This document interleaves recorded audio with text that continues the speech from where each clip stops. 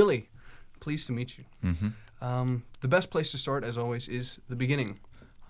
Where do we pick up the Billy Bragg story? Well, it all begins one dark evening in December 1957 when I'm born in Upney Hospital in Barking in East London, and then it very quickly flashes forward to leaving school at 16. My upbringing was a normal upbringing of any sort of working class kid in a suburban town on the edge of a major city. Nothing, I had a few scrapes and bruises, got in a few fights, met some interesting girls, stole a few cars, the usual things you do when you grow up, supported the wrong football team.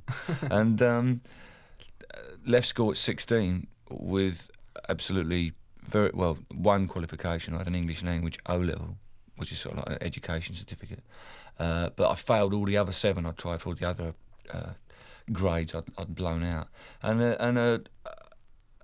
a sort of a real feeling that I didn't want to work in a factory. Everybody who went to my school was targeted at the big Ford's car plant at Dagenham, and they used to take us around there every Christmas and show us as career opportunities lesson. They'd take us to Ford's at Dagenham, and it used to scare me a lot.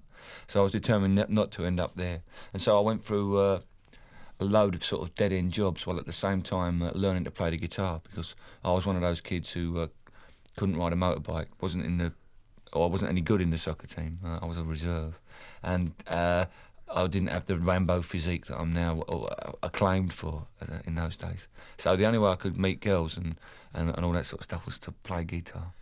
So I learnt when I was 16. The guy next door, Wiggy, taught me, and me and him sort of, when our mothers went out, our parents were out and not complaining, we used to play guitar in the back room, because we never had a garage, so we weren't really a garage band, we were like a back room band. And we spent a couple of years pretending we were Chuck Berry and the Rolling Stones and the Who and stuff like that. And then in 77, punk happened in London, and whatever it was to you here in Canada, to us in London, it was like a cultural revolution, a small cultural revolution. And suddenly everybody was in a band. So me and Wiggy and a couple of guys who went to school with us played for about 3 years until 1980, and we never really did anything except for get away from our parents, get drunk and meet a lot of girls. But I must be perfectly honest with you, that's all we set out to do, actually. So in that extent, we did quite well. We were in a band called Riff Raff, and we made 6 singles while we were together, 5 of which I'm ashamed of, but one of which is really good. But I'll leave it up to the listener to decide which that one is. I'm sure sooner or later someone's going to dust them off and put them out, much to my shame. And then when Riff Raff broke up in 1980, we come to what I refer to as Billy Bragg, the wilderness years, during which time I did such strange things as work in a record shop, do labouring on a building site, and join the British Army because I had this strange impulse to drive tanks. I still wanted to play guitar and stuff like that, and still wanted to perform and everything, but I didn't have any stimulation. And one day I was sitting at home watching the television, Top of the Pops, and on TV was Spandau Ballet, and they were singing Chant No. 1, wearing frocks. And I realised that this is what punk rock had made all those sacrifices for. This is what I'd thrown all my flared jeans out. This is why I'd given all my Eagles albums away and had my hair cut really short, and made holes in my body with safety pins. It was just so that Spandau Ballet could be on Top of the Pops. That was the end result of punk, and I was so angry about that I went upstairs and I picked up my guitar. And everything else has been a blur since then, until I just walked in here to record this. Was there any one point at which you said to yourself, having written a song, hey, I can write songs, and that perhaps you said, well, not only can I write songs, but I can also do something with them. I can say something. Well, I think anyone who writes their first few poetic lines at school, in whatever year it is, where the teacher comes around and says to you, gives you a blank sheet of paper and says, write a poem. I think most adolescents go through that period of trying to write poetry. I just never grew out of it. I was always the guy at the back of the class who was sort of like scribbling silly poems and passing them under the table to girls in the hope of some sort of lifelong affair of happiness and etc. etc. Did it work? Of course it didn't. It never works, man. Come on, I wouldn't be sitting here now if it worked. But eventually I got to play the guitar and found, for me, it was an expression of of my individuality. I mean, we all of us have different ways of expressing our individuality. I know quite a few people whose individuality is expressed every Saturday afternoon when they go to soccer and beat up the opposite team. I don't think that's necessarily the best way to mark out your territory. But for me, it was always writing, not just writing songs, but just writing, period. And I think you're always very shy about it, but when you get together with a load of other guys to form a band who equally have difficulty in expressing themselves in any other way than bashing drum kits and stuff like that, you become a bit less self-conscious. The big step, obviously, is getting on stage. But once you get on stage, you find out whether you can express anything or whether you are any good at writing songs. I mean, when I write a song, any song, even the songs on the new album, I always look at them and think, I wonder if I'm expressing the right ideas here. It's only when you play them to people and people come up to you afterwards and say, I really like that one, or that was a pile of crap, or that one. You find out if they work or not. It's still the rule. So, when I found out I could do that, I was really pleased because it was the only thing I've ever been able to do well. So, consequently, what was once an hobby and once a way of expressing myself and a way of escaping from the frustration of that all of us feel of growing up and not wanting all the things that society and my parents had prepared for me. It gave me the opportunity to escape from all that and do what I do now. My definition of success is doing what you've always wanted to do and getting paid for it. And that's what I do. As far as I'm concerned, the gold records and all the other stuff coming to Canada and seeing the world is all, it's all icing on the cake. How is it that, or why would anyone want you to go into a studio armed only with your guitar and say, right, go ahead and record an album? Well, nobody did. Nobody did. The transition from being in Riff Raff, playing in a band like everybody else, to being a solo performer was quite a tortuous process for me personally, because I was still writing songs even when we didn't have a band. But to me, the most important thing about being in a band was performing live. And so when the band split up, I was never going to find people again like that who I trusted so much. I'd been to school with, I'd grown up with. I mean, Wiggy, who I'd been in the band with, I'd known from, when he was like, when I was 2 years old and he was born, he lived next door. So you don't just find people like that every day. So I genuinely started playing solo just to take everything back to basics and to build on it, you know what I mean? Mm-hmm. That was the bottom line. Okay, let's just see if these songs work. I mean, they work okay in my bedroom, played solo. I wonder how they'd work in front of people. So I spent like a year of playing gigs for nothing around London, supporting all sorts of bands, heavy metal bands, rock bands, folk bands, gothic bands, all sorts, in pubs. And I found it, not only did it work well, but I was able to get further ahead for a reason of economy. I could play anywhere. I could just get on the bus with my guitar and my amp.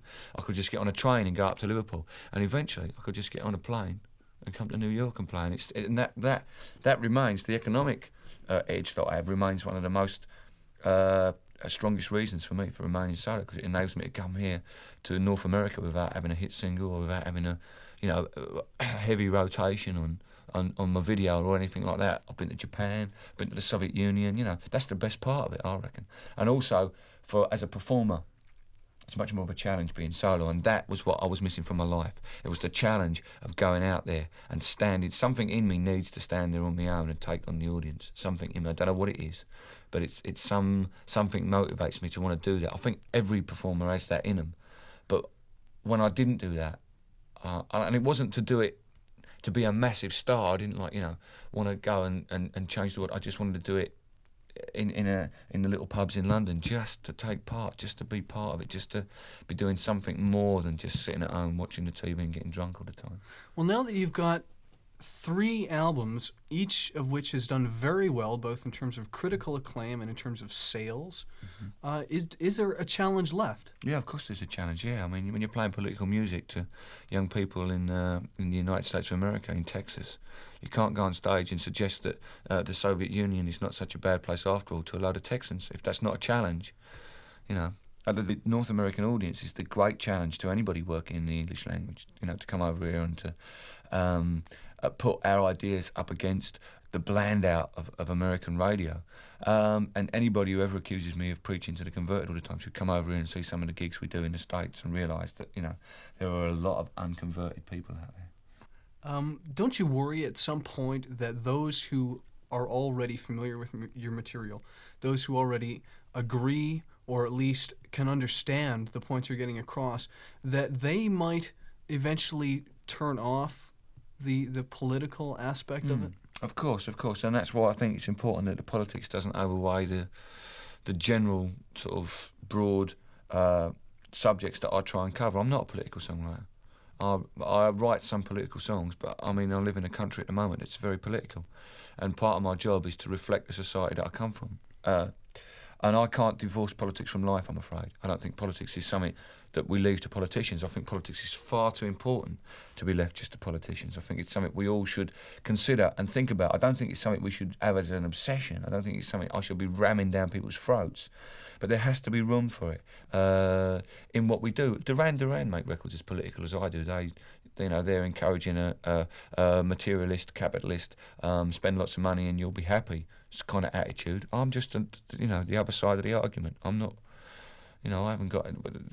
When I sing, when I make a statement from the stage, it's only my point of view. I'm not got any great world plan up my sleeve. I'm just stating my view as a 28-year-old from London, England, my view of the world, and it's as valid as anybody's, as yours, as anybody standing in the audience. Now that you've been almost literally around the world, do you find that it's more daunting to try to get these ideas across to such a vast audience, different languages, different cultures, countries? No, because the more you travel, the more you realise that the sort of things that we worry about, the sort of things that we fear, the sort of hopes we have are very common. The people that we played to in the Soviet Union, although the system is incredibly different, the people themselves have very similar sorts of feelings. They've been, as fed up with the drudgery of going to work and the weather being naff as you are in Canada and we are in Great Britain. They hope that they're going to, live a long life and they're going to be happy and that they're not going to, they don't want to live under the threat of nuclear war any more than we do. So I think the more I see, the more I realise that we have more in common with people, be they, living in Eastern Europe or living in Japan or wherever. We're always... people are always encouraging us to look at the differences and to criticise the differences between our races and our systems and our religions. It's the similar things that go unspoken that are much bigger and much more important that I see around the world. Talking with the Taxman about poetry, you've subtitled The Difficult Third Album. Is there any reason that made it particularly difficult? Yeah, someone was saying to me in an interview the other day, I didn't think it was difficult, and I pointed out to them they'd never had to make it, they just had to put it on their deck and listen to it. I think the reason we called it's a tongue-in-cheek thing to put on, I know, but, after the first two albums, you have to show some sign of improving on the original idea and making it more interesting. There's a line to be drawn, I think, for Billy Bragg between keeping that original minimalist idea, but also not keeping it to the detriment of the songs. I've always felt that. I've always felt that the time to form a band, if that time comes, will be when I think the songs are suffering because we're not playing them with more thought out things. I can't sit here and say to you, I'll never ever form a band. I can say to you, it's not in my mind at the moment. And I think it's much more fun and much more tactically proper for me to be solo. So I tried to, with this album, to stretch the idea of still just a one man and his guitar. I mean, all those songs that are produced on the album all basically started with one performance, me and the guitar, and then we built on them. And I think the production was kept in check by the knowledge that I'd have to be playing these songs live, solo, just me and the guitar, and that they shouldn't be any less dynamic or any less powerful than, because they got less on them. Two songs in particular about this album, Levi Stubbs' Tears and Greetings to the New Brunette. On the surface, they're not political songs, but yet you can see a very political streak that runs through them. Do you view relationships and so forth in those terms? Very personal politics is to me is intriguing, more so in fact than politics of government and stuff like that, because the politics of government at least pretend to be right and pretend to be truthful and to pretend to be honest, but the politics that we have in our relationships, how many of us in our relationships lie to our partners, just as the president has been lying to his people about who he's been selling arms to, the Iran situation, when that happens, that sort of Margaret Thatcher calls it being economical with the truth. And I think people are very economical with the truth in relationships. There are some things I don't tell my mother. I don't lie to her. But I never say to her, well, I'm going to do some gigs in the Soviet Union, Mum. When I come back, she says, where have you been doing gigs? And I say, oh, we've been playing all over Europe, Mum. Oh, where? And if she presses me, I'll say, yes, we've been in Russia, but we went and did a gig in Kiev. It's 100 miles from Chernobyl. And I just don't want my mum to worry that I'm there. I mean, I don't worry about it, but I don't want my mum to worry about it. So I'm economical with the truth. And I think that's, something that is in a lot of relationships are very political. And it's the area where politics and relationships mix that I find the most interesting to write songs about. Levi Stubbs' Tears, for example, touches a very sensitive nerve in a lot of people, and we were just discussing before the tape began to roll that Grail Marcus wrote a brilliant piece on that particular song. Do you ever get the impression from the response from your audience, either via letters or in concert, that your music is in turn touching the people who listen to your material? I was moved as a human being to listen, by listening to music for as long as I can remember. It was always music that helped me to express those worst fears and those most happy moments and those most melancholy moments. I think that it's those powerful songs that make you sit down and think, or even more powerful, sit down and cry, that are just as important to have as the ones that make you want to jump up and dance and be happy. When I set out to make music, I must admit that's the sort of music I set out to make, the music that really touches you. And when people come to me and say they're really moved by my music, that to me is much more satisfying than gold records on the wall. I have a letter at home from a girl who told me about her life, which was not particularly going very well, but like any adolescent life, it had its problems. But she finished off by saying, "Thank you for being in my empty room when nobody else was there." Now, Smokey Robinson did that to me, and if I met him today, I would have to say exactly that to him. I wouldn't be able to, I'd probably not be able to bring myself to speak to him, because he had such a powerful influence on me when I was alone and lonely. And for me to be able to make records like that, not that self-consciously, I just try and express the ideas that I feel, that I've felt in those songs. And if those songs are moving people the way that Smokey and the Four Tops and other singer-songwriters, Costello, moved me, then, that's much more job satisfaction than filling out the Maple Leaf Gardens. You've got 3 albums. From one to the next, there have been progressions, changes, additions even of instrumentation, and you've had other people helping you out on the records.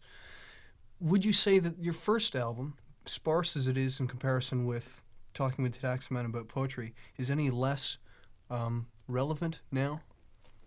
No, I think that first album is it holds its own. I think. The songs on there are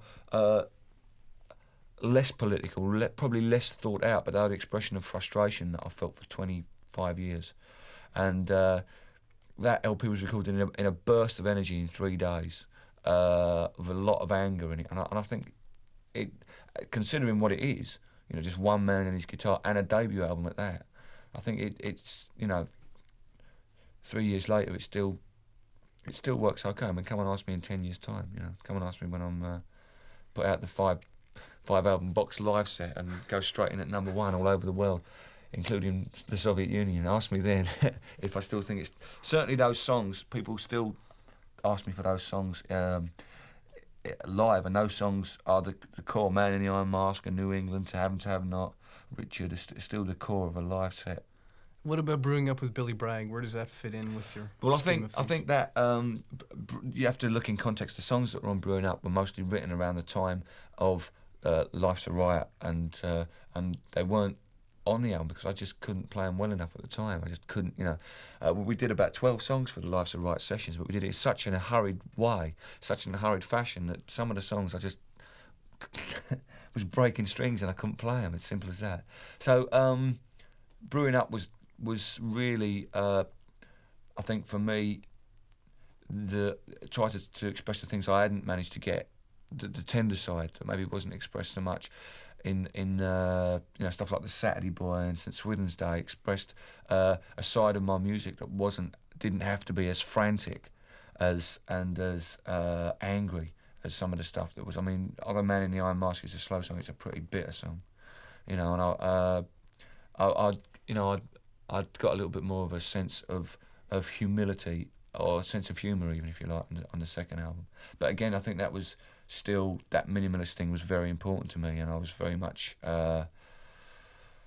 against any sort of production, just the little touches of trumpet and organ here. That I thought was that was a lot, I thought, and I was really resisting it. Whereas now, 2 years later, I realised that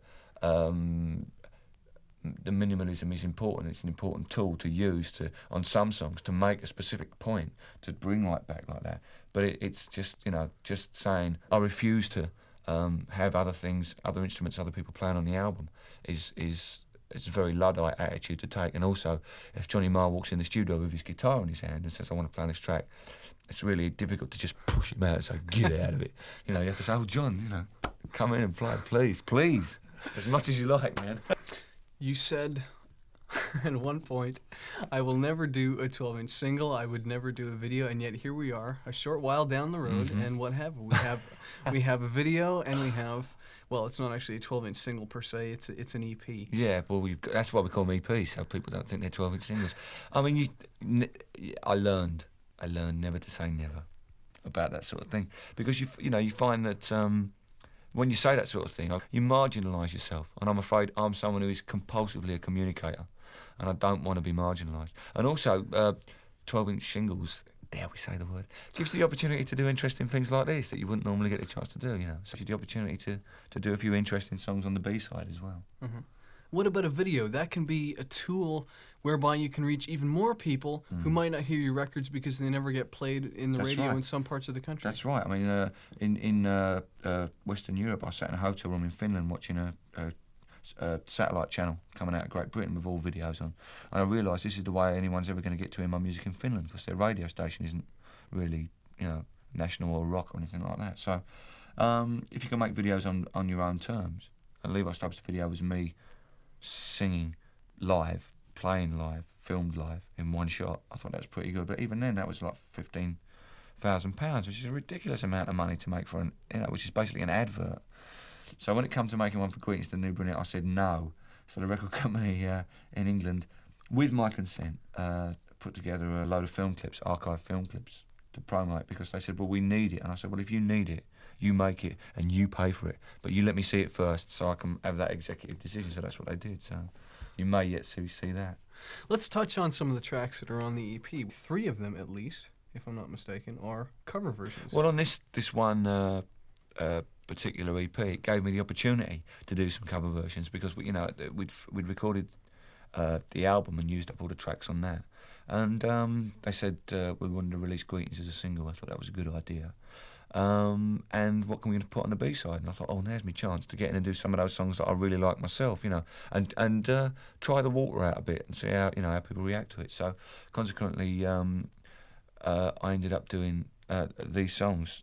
Gene, a song written by The Smiths, by Morrissey and Johnny Marr, is a great song, and I'd done a few versions of it live, and I just wanted to put it on there to see, as an alternative to the way the Smiths do it, whether or not it worked. I love it as a song.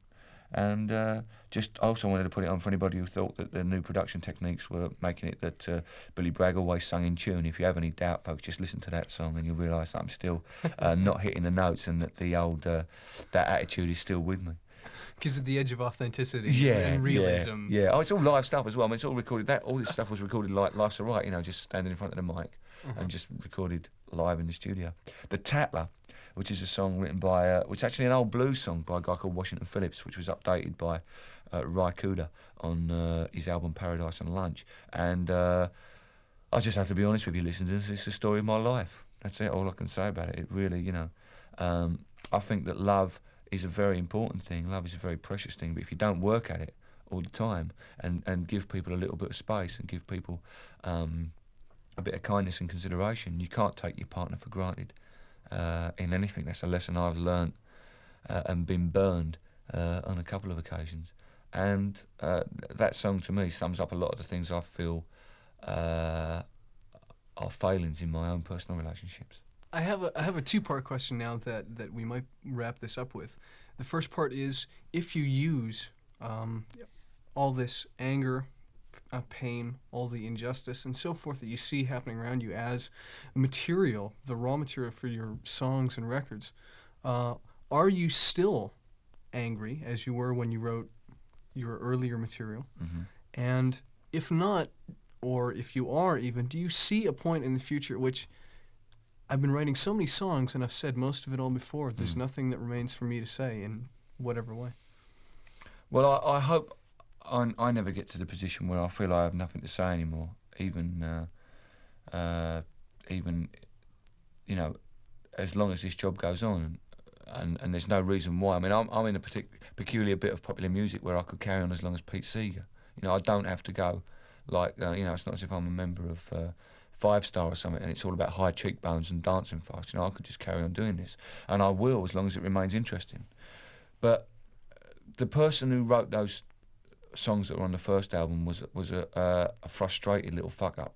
And I must admit to you that even when you do a great gig and you go, you know, everybody at the gig applauds what you do and pats you on the back and you do some great reviews and everyone's happy with the show, I still have to go home, back to the hotel or wherever alone, and admit to myself that despite it all, I'm still a frustrated little fuck up. And I think until, as long as I refuse to believe my own press, be it good or bad, and know a little about how, you know, as long as I can keep my feet on the ground and know my position in all this and not be seduced by the many temptations to not only to you know, to take the money and run, but also to go the opposite way and to go the Hank Williams way, you know, to sort of like start abusing myself physically with whatever, you know, the temptations are always there in this industry. And that is a much more common reaction to fame than going with it. You know, so many people are sort of drawn back from it because it's so flimsy and so worthless. Fame, honestly, is a worthless thing. I mean, it's great at the gig when everybody knows you, but you know, and I've even seen Paul Weller, you know, where we can be at the gig and everyone knows him. We can go to a newsagent just next door and nobody has any idea who he is. That's how thin and flimsy and worthless fame is. It's all up here in your brain. Some people's reaction to that can be a very negative thing, and I think as long as I can keep looking at it and smiling at it and playing ball with it and not taking fame or myself particularly too seriously, and also while we have that continual stimulation of a right-wing government in Great Britain getting away with blue murder in the name of democracy, I think I have enough stimulation to carry on doing what I'm doing. My only hope is that I can get better at it and reach a wider audience. Thank you very much. Thank you.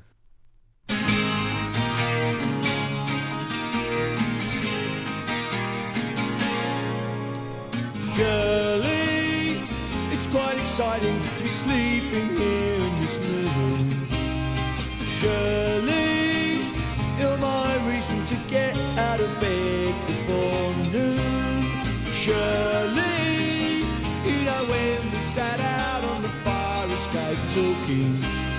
Shirley, what did you say about running before we were walking? Sometimes when we're as close as this, it's like we're in a dream. How can you lie there and think of England when you don't even know who's in the team? Shirley, sexual politics has left me all of a muddle. Shirley, we're joined in the ideological cuddle. I'm celebrating my love for you with a pint of beer and a new tattoo. And if you haven't noticed yet, I'm more impressionable when my cement is wet.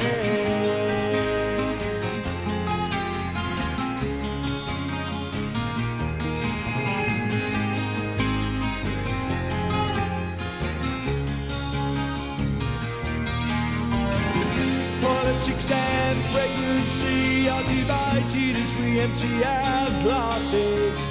How I those evening classes. Surely you really know how to make a young man angry. Surely can we get through the night without mentioning family? The people from your church agree it's not much of a career, trying the handles of parked cars. Whoops, there goes another year. Whoops, there goes another pint of beer.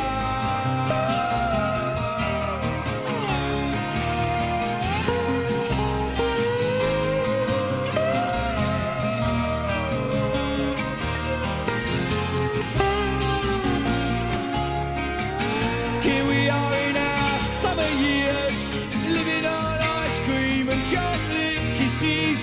Would the leaves fall from the trees if I was your old man and you was my missus? Give my greetings to the new brunette. My greetings to the new brunette. Greetings to the new brunette. Greetings to the new brunette. Greetings to the new brunette.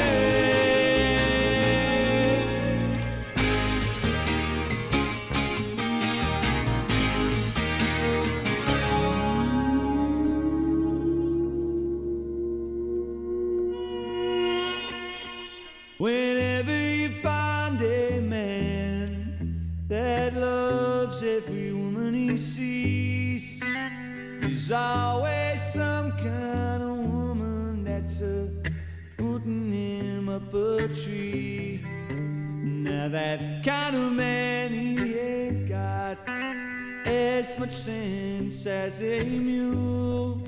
You know every woman don't love you, they're just playing you for a fool. Ooh, oh no, it's not hard for you to understand. True love can be such a sweet harmony if you do the best that you can.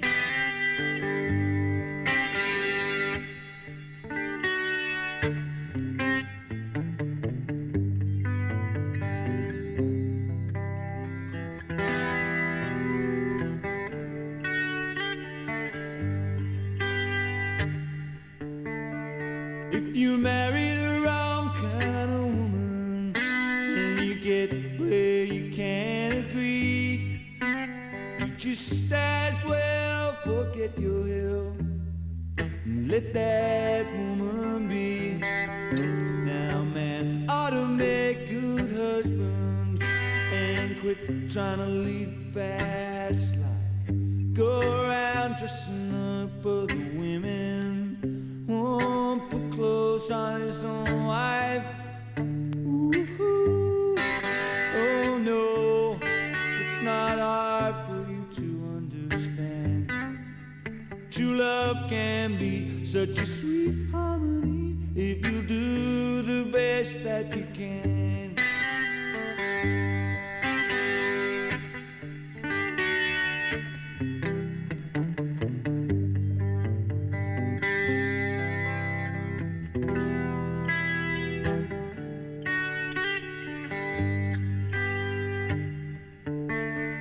Now there's lots of good women that wants to marry and they wants to live well at home, but they're afraid they might get all of a right man and won't let other women alone. And there's lots of good men that wants to marry and he wants to live well at home, but every time they turn their back, there's a man there asking, darling, is he gone?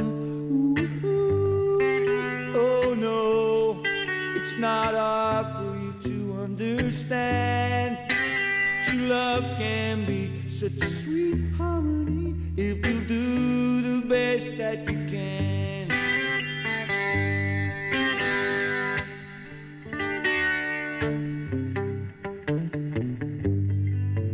True love can be such a sweet harmony best that you can.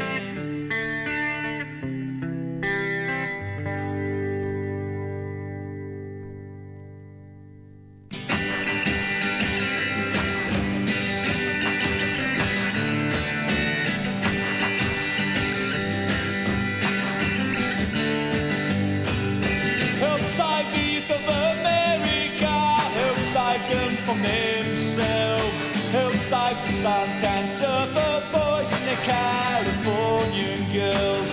When the lights go out in the rest of the world, what do our cousins say? They're playing in the sun and having fun, fun, fun, till Daddy takes the gun away.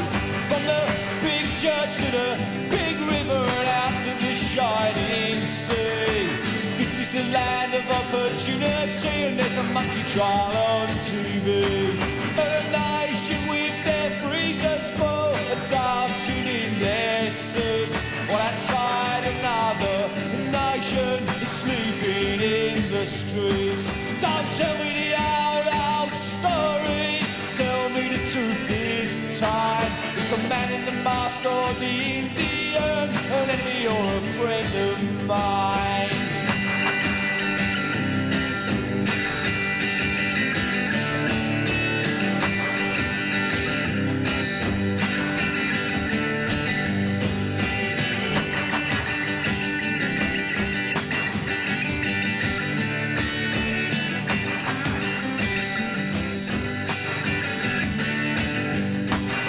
Help save the youth of America, help save the youth of the world, help save the boys in uniform, their mothers and their faithful girls.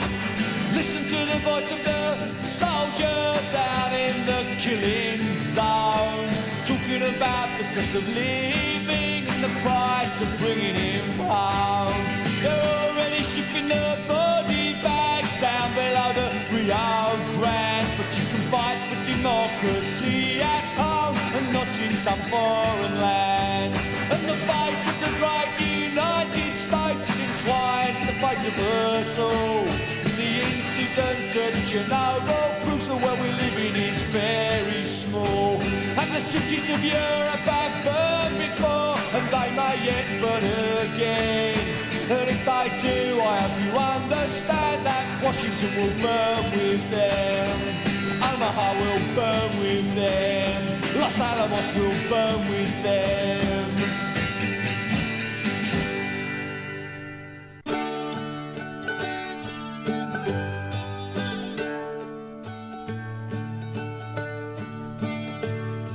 The crops are all in and the peaches are rotting.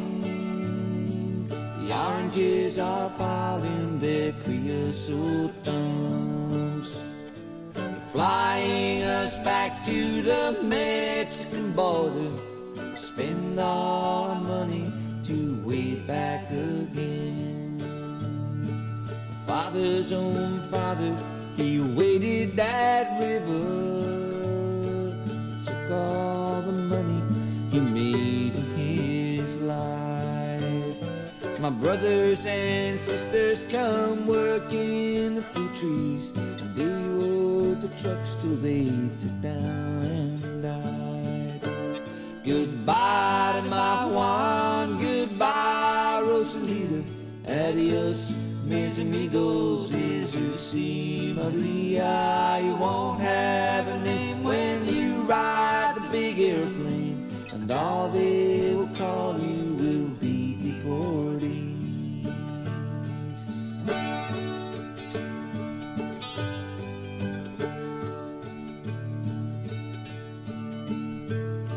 Some of us are illegal and others not wanted. Our work contract's out and we've got to move on. 600 miles to the Mexican border. They chase us like outlaws, like rustlers, like thieves. We died in your hills, and we died in your deserts. We died in your valleys, and we died in your plains. We died neath your trees and we died in your bushes, both sides of the river, and we died just the same. Goodbye to my Juan, goodbye Rosalita, adios mis amigos, Jesus y Maria. You won't have a name when you ride the big airplane, and all they will call you will be deported.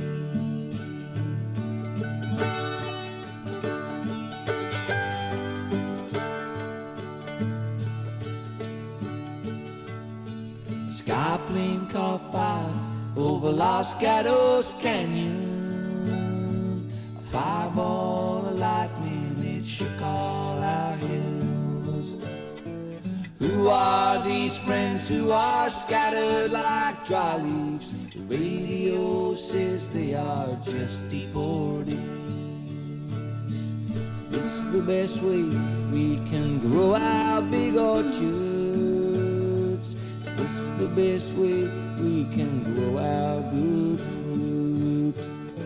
Scattered like dry leaves and right on your topsoil, and be known by no name except deportees. Goodbye to my Juan, goodbye Rosalita, adios mis amigos, Jesus y Maria. You won't have a name when you ride the big airplane, and all they will call you will be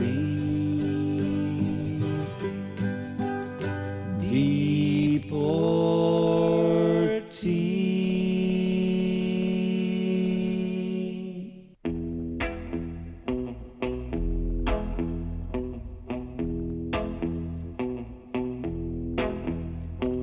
Gene,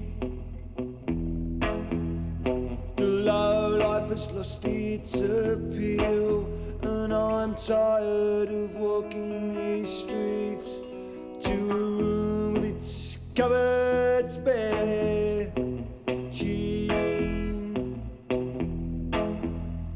I'm not sure what happiness is, but I look into your eyes and I know that it isn't there. We tried and we failed, we tried and we failed. We tried and we failed, we tried and we failed, we tried. Oh, Gene, there's ice on the sink where we bathe, so how can you call this a home? When you know it's a grave, but you still have that greedy grace as you tidy the place, but it will never be clean, Gene.